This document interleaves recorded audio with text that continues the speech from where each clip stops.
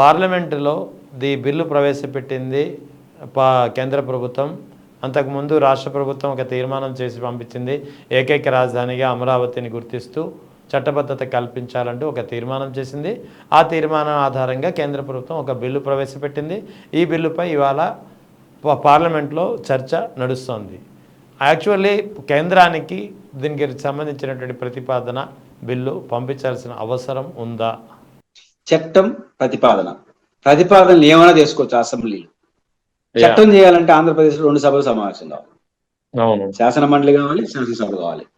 శాసన మండలి పంపలేదంటే ఆ శాసనసభ మండలి పంపలేదంటే చట్టం కాదని వాళ్ళే చెప్తున్నారు. చట్టం కానప్పుడు ఏదో ఒక సభలో తీర్మానం మూవ్ చేయొచ్చు. కేంద్రానికి అప్పీల్ చేసేదానికి ఒక సభలో కూడా చేయొచ్చు. 2 సభలు చేయాల్సిన అవసరం లా. రాష్ట్ర ప్రభుత్వం చేసింది ఎగ్జాక్ట్లీ కరెక్టే. దాన్ని తప్ప శాసన మండలి కూర్చోబెట్టాల్సిన అవసరం లా. మీరు చట్టం అంటున్నారు కాబట్టి ఎందుకు కావాలనే ప్రశ్న వస్తుంది. ఇప్పుడు అదే అంటున్నాను, జగన్ గారు క్వశ్చన్ చేసే అవకాశం మీరే ఇచ్చారు. చట్టం అనుకున్నా ఉంటే ఆయన ఈ ప్రశ్న ఇడు. ఇది జస్ట్ ప్రతిపాదన అండి. ప్రతిపాదన ఇంత గోల ఎందుకు అంటారు? మళ్ళీ ఇన్ని ఒక గంట క్యాబినెట్ అప్రూవల్ చేసి పంపించవచ్చు కదా. కాబట్టి పాయింట్ ఏంటంటే చట్టం చేయదలుచుకుంటే 2 సభల్లో చేయాలి. ఇది చట్టం కాదు, జస్ట్ కేంద్రానికి అప్పీల్. అది మాట్లాడరు. ఆచరణ చట్టం అంటారు, ఏకైక రాజధాని అంటారు, తిరుగులేదంటారు, జగన్ వచ్చిన ఏం చేయలేడు అంటారు. అది ఎట్లా సాధ్యం అవుతుంది? రాబోయే 30 ఏళ్ళకి సంబంధించిన అసెంబ్లీలన్నీ ఏం చేయాలో ఈ అసెంబ్లీ చెప్తుందా? అంటే రాబోయే 30 ఏళ్ళు అసెంబ్లీలు చేయాల్సిన వాళ్ళు ఈ అసెంబ్లీ చెప్తుందా? ఎక్కడ చెప్తుంది? ఖచ్చితంగా చట్ట సవరణ, చట్టాన్ని రూపొందించే అధికారం, చట్టాన్ని మార్చే అధికారం ఖచ్చితంగా చట్టసభలకు ఉంటాయి. అది మంచి చట్టం, చట్టం అనేది మన ఇష్టం, మనం నిర్ణయించవచ్చు. బట్ మార్పు చేర్పు చేసే అధికారం, నిర్ణయించే అధికారం ఖచ్చితంగా చట్టసభలకు ఉంటాయి. అంటే అదే జగన్మోహన్ రెడ్డి గారు ఈరోజు ప్రస్తావించిన అంశం. అయితే ఇక్కడ జగన్ మరో విషయాన్ని క్లియర్గా చెప్పారు. ముఖ్యంగా గత 2 రోజుల నుంచి ఈ అంశం చర్చల్లో కూడా ఉంది. ఒకవేళ ఒక అసెంబ్లీకి ఒక చట్టం విషయంలో తీర్మానం చేయడానికి కానీ లేదా కేంద్రాన్ని కోరే విషయంలో ఎంత హక్కు ఉంటుందో, రేపు పొద్దున వేరే గవర్నమెంట్ వస్తే మరో అసెంబ్లీ ఏర్పడితే ఆ అసెంబ్లీకి కూడా ఆ చట్టాన్ని సవరించే అధికారం అంతే ఉంటుంది కదా అని వైఎస్ జగన్ చెప్పడం వెనుక మతలబ్ ఏమై ఉంటుంది? అంటే ఆయన రూల్ పొజిషన్ చెప్పినాడు. సహజంగా అనుమానం ఏంటంటే జగన్ గారికి ఇట్లాంటి మహానగర కాన్సెప్ట్ ఇష్టం లేదు కాబట్టి మళ్ళీ ఏమన్నా మాకు కూడా అధికారం ఉంది వాళ్ళని నమ్మద్దని చెప్పిన అనే మెసేజ్ కూడా వెళ్తుంది.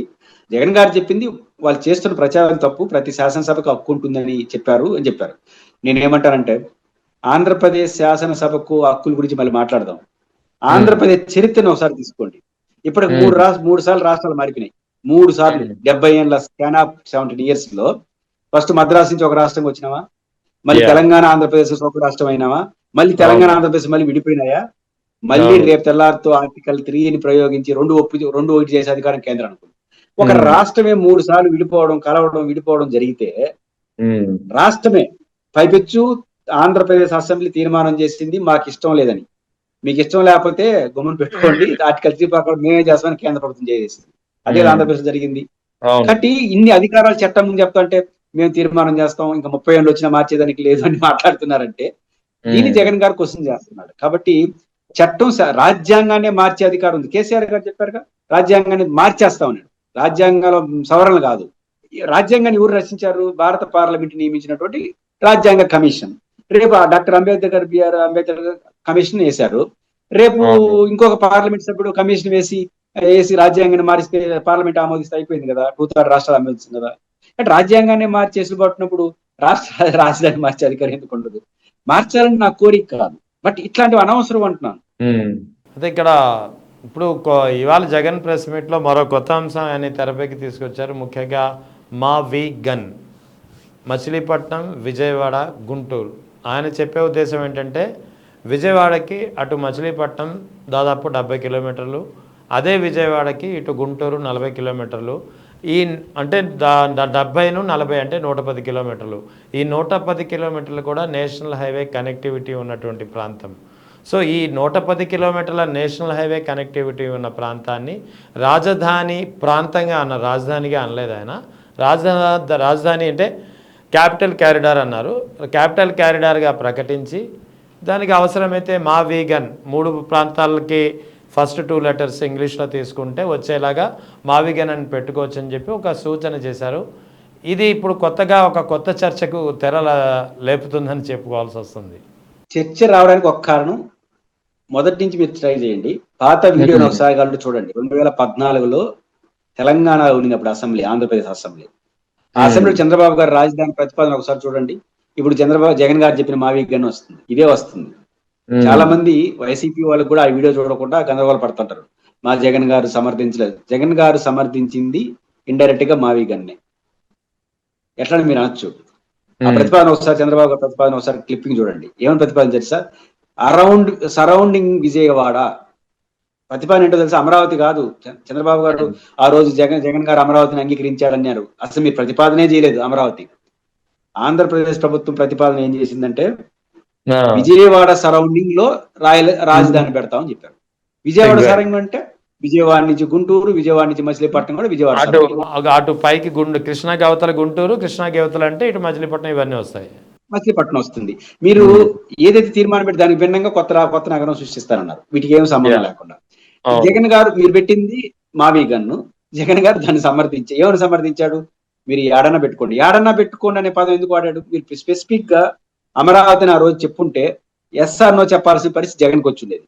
మీరు ఏం చేశారు? బ్రాడర్ గా విజయవాడ సరౌండింగ్స్ అని పెట్టారు.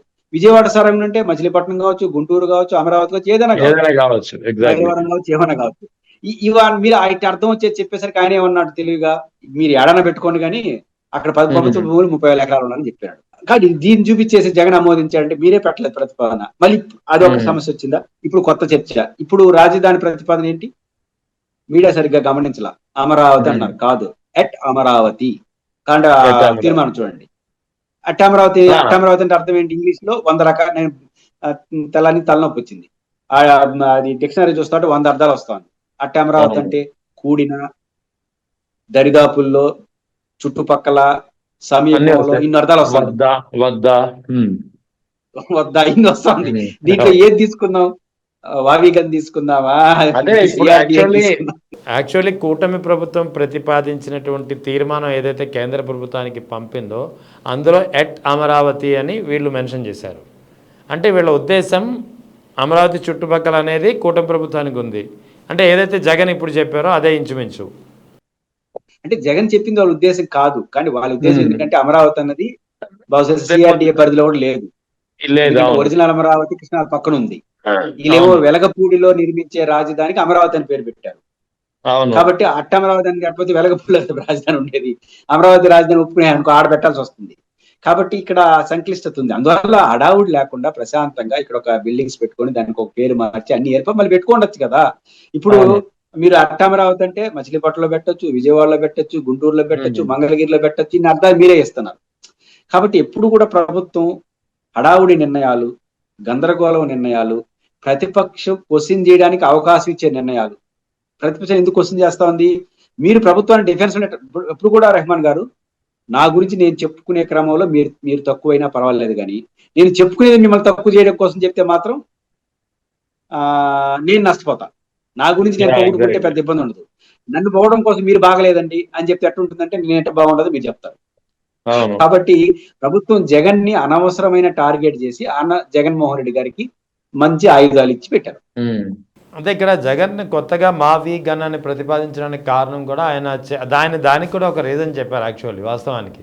ఎందుకంటే ఇప్పుడు కొత్తగా అసెంబ్లీలో మన చంద్రబాబు నాయుడు వ్యాఖ్యల సందర్భంగా నవనిర్మాణాలు కానీ, లేదా 1,00,000 ఎకరాల్లో రాజధాని కానీ, లేదా ఎయిర్పోర్ట్స్ కానీ ఇటువంటి ప్రస్తావన పెద్దగా లేదు. అంటే ఇక్కడ రాజధాని యొక్క నిర్మాణాన్ని, రాజధానిని ఆయన కేవలం ఏదైతే ఎకరాలు మిగులుతాయో రైతులకి లేదా సంస్థలకి పంచేయగా వాటికే పరిమితం చేస్తున్నారో, అంటే అంతలా పరిమితం చేయదలుచుకున్నప్పుడు అంత మారుమూల వెళ్ళి కట్టాల్సిన అవసరం ఏంటి? ఇక్కడ హైవే కనెక్టివిటీ ఉన్న ప్రాంతాన్ని ఎంచుకోవచ్చు కదా అనేది ఆయన ఉద్దేశం. ఆ ఉద్దేశాన్ని కూడా ఆయన ఓపెన్గానే చెప్పారు. ఆయన ఫస్ట్ ఉద్దేశం ఏంటంటే ప్రభుత్వ భూమి ఉంటే ఇబ్బంది. ఇప్పుడు ఆయన చెప్పిన మావిగన్ ఏరియాకి ప్రభుత్వ భూమి బాగుంది. ప్రభుత్వ భూమి అనుకో ఈ రైతులకు ఒప్పందాలు చేసుకొని వాళ్ళ కోసం ప్లాట్లు ఇచ్చి ఇప్పుడు అమరావతిలో చంద్రబాబు గారు కొన్ని ఇబ్బంది ఏంది?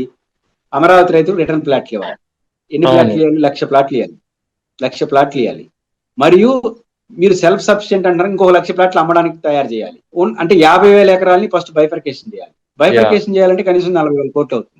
బైఫర్కేషన్ చేసేది డెవలప్మెంట్ కాదు, భూమిని చదువు చేసి డెవలప్మెంట్ చేసి రోడ్లు వేసి కమర్షియల్ ప్లాట్లు, హౌసింగ్ ప్లాట్లు అన్ని డిజైన్ చేసి ప్లాట్లు అమ్మడానికి కావాల్సిన ఏర్పాట్లు చేసుకొని 1,00,000 ఎకరాలు 1,00,000 ప్లాట్లు రైతులకు ఇచ్చేస్తే అప్పుడు ఒక స్వరూపం వస్తుంది, స్టార్ట్ అవుతుంది. అప్పటి వరకు రాజధానిలో ఏమి కట్టలేవు, అసెంబ్లీ కట్టలేవు, సెక్రటరియట్ కట్టలేవు.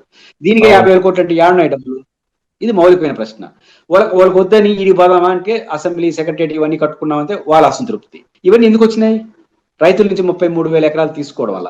అదే మంగళగిరో లేదా మచిలీపట్నం వేరేనో ప్రభుత్వ భూమిని చోట పెట్టుకుని ఈ పాటి నువ్వు ఏడ కడితే ఆడ అసెంబ్లీ కట్టుకోవచ్చు, ఎక్కడ పెడితే రైతుతో పనే ఉండదు కదా.